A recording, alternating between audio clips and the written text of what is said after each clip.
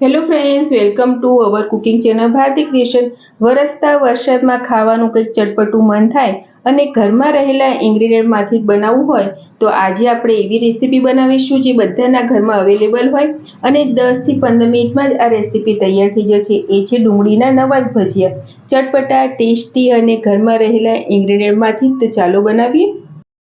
વરસાદમાં ખાવાની મજા પડે તેવા એકદમ ટેસ્ટી ડુંગળીના ભજીયા બનાવવા માટે આપણે એક મિક્સિંગ બાઉલ લેશું. મિક્સિંગ બાઉલમાં આપણે 2 થી 3 નંગ જેટલા કટ કરેલા લીલા મરચાં,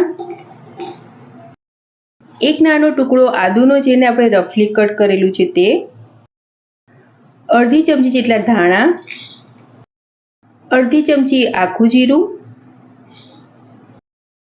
અડધી ચમચી વરિયાળી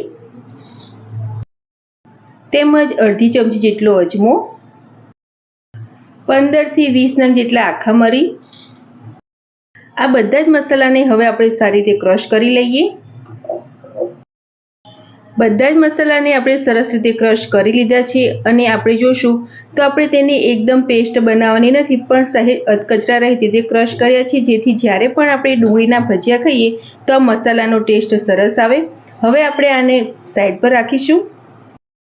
ડુંગળીના એકદમ ટેસ્ટી ભજીયા બનાવવા માટે આપણે એક મિક્સિંગ બાઉલ લઈશું અને મિક્સિંગ બાઉલમાં આપણે રફલી કટ કરેલી 2 નંગ જેટલી ડુંગળી લઈશું. ડુંગળીમાં આપણે જે અત્યારે ક્રશ કરીને જે મસાલો રાખ્યો છે તે મિક્સ કરીશું. મસાલાનું પ્રમાણ તમે તમારા ટેસ્ટ પ્રમાણે વધુ ઓછું લઈ શકો છો. અત્યારે હું 2 ચમચી જેટલો ઉપયોગમાં લઉં છું. તેની સાથે આપણે થોડા ઝીણા સમારેલા લીલા ધાણા મિક્સ કરીશું. 1 ચમચી જેટલી આપણે કસૂરી મેથી લીધી છે, જેનો ટેસ્ટ આ ભજીયામાં ખૂબ જ મસ્ત લાગશે. તમે એકવાર જરૂર ટ્રાય કરજો. ભજીયા છે એટલે આપણે પિંચ જેટલી હિંગ લઈશું, જેથી પચવામાં સરળ રહે. ટેસ્ટ પ્રમાણે મીઠું મિક્સ કરીશું. તેમાં આપણે 1 કપ જેટલો ચણાનો લોટ લઈશું. ચણાનો આપણે જે ઝીણો રેગ્યુલર લોટ હોય છે તે લીધો છે. હવે આપણે આ બધું સાથે મિક્સ કરી દઈશું અને અત્યારે આપણે જે તે મેથીના ગોટાનું બેટર બનાવીએ છીએ તેવું જ આપણે આ બેટર તૈયાર કરીશું. એકદમ સેમી લિક્વિડ પણ નહીં અને એકદમ થીક પણ નહીં.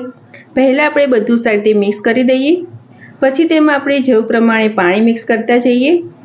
અત્યારે આપણે 1 કપ જેટલો લીધો છે, પછી જો જરૂર લાગે તો આપણે બીજા લોટનો ઉપયોગ કરીશું. અને આ ભજીયા જે છે એ મેથીના ગોટા જેવા એકદમ સોફ્ટ થશે. પરંતુ જો તમારે ક્રિસ્પી કરવા હોય તો તમે તેમાં ચોખાનો લોટ તેમજ મેદો પણ મિક્સ કરી શકો છો.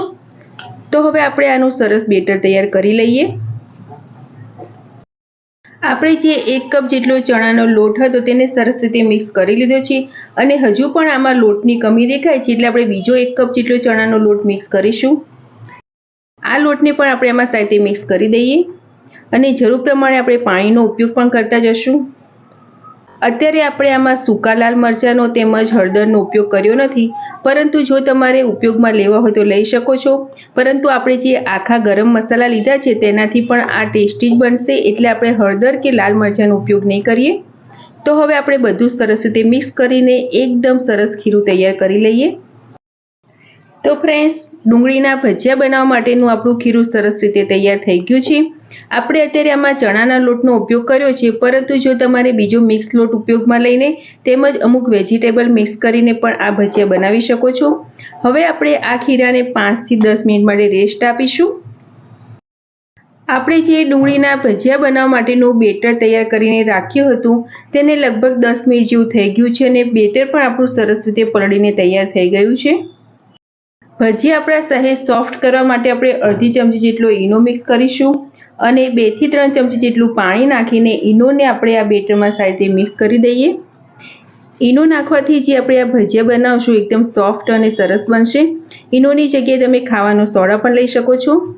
ઈનો મિક્સ કરીને પછી તરત જ આપણે હવે આના ભજીયા બનાવીશું. ભજીયાને તળવા માટેનું તેલ આપણું સરસ ગરમ થઈ ગયું છે. હવે તેમાં આપણે ભજીયા મૂકીશું. આપણે મીડિયમ સાઇઝના ભજીયા પાડીશું અને ગેસની ફ્લેમ આપણે મીડિયમ જ રાખીશું.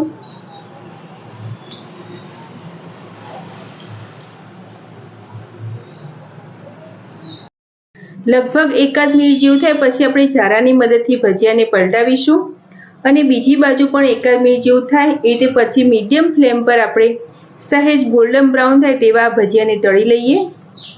ભજીયાને તળીએ ત્યારે આપણે તેને સતત પલટાવતા રહીશું જેથી બધી બાજુથી સરસ રીતે ક્રિસ્પી થાય। તો ફ્રેન્ડ્સ, આપણે ભજીયાને સરસ રીતે સહેજ ક્રિસ્પી થાય તેવા તળી લીધા છે અને જોશું તો ઉપરથી તો સરસ દેખાય છે, અંદરથી પણ એટલા સોફ્ટ થાય છે। તો હવે આપણે આને પ્લેટમાં કાઢી અને જે બીજું બેટર બનાવ્યું છે તેમાંથી પણ આપણે આવા ભજીયા તળી લઈએ। આપણે જે અત્યારે ડુંગળીના ભજીયા બનાવ્યા તે બધા જ સરસ રીતે તળી લીધા છે અને તૈયાર થયેલા ભજીયાને આપણે ગોળ આંબલીની ખાટી મીઠી ચટણી તેમજ ગ્રીન ચટણી સાથે સર્વ કર્યા છે। આ ભજીયાને તમે તળેલા મરચાં સાથે પણ લઈ શકો છો। બનાવવામાં એકદમ સિમ્પલ તેમજ ખાવામાં ખૂબ જ ટેસ્ટી અને 15 થી 20 મિનિટમાં બની જાય તેવી ભજીયાની રેસીપી તમને સારી લાગી હોય તો મારા વિડીયોને લાઇક, શેર અને આવી જ નવી રેસીપી જોવા મારી ચેનલને સબસ્ક્રાઈબ કરજો। મારો વિડીયો જોવા બદલ થેન્ક યુ।